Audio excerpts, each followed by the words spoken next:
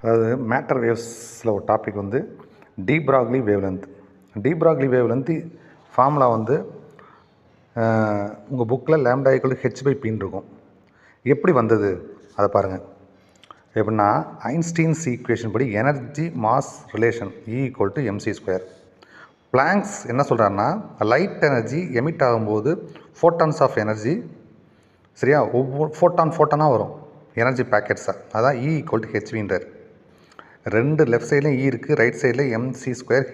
இங்கே வந்து ஹெச், இது வந்து V கிடையாது, frequency.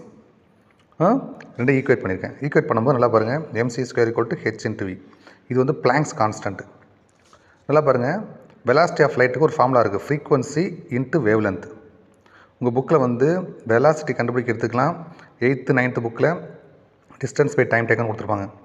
Velocity = frequency into wave length. இது அப்படியே இந்த ஃப்ரீக்வன்சி இதை சப்ஸ்டியூட் பண்ணுங்கள். c/λ வருமா, போட்டிங்கன்னா இங்கே c கேன்சல் ஆகிடும். கேன்சல் ஆகிட்டால் லேம்டா இங்கே இருக்குது, மேலே போயிடும். h/mcன்னு இருக்கும். cனா என்ன, வெலாசிட்டி. ஸோ c வெலாசிட்டின்னு போடுங்க. மாஸ் இன்ட்டு வெலாசிட்டி மொமெண்டம், அதான் p. Lambda h/p. அவ்வளோதான். இதுதான் வந்து டி ப்ராக்லி ஈக்குவேஷனில், அதாவது லேம்டா என்ற வேவ் நேச்சரோட கேரக்டர், பீன்ற என்ன பார்ட்டிக்கிள் நேச்சரோட கேரக்டர், ரெண்டே ரிலேட் பண்ணக்கூடிய ஒரு ஈக்குவேஷன். தேங்க்யூ.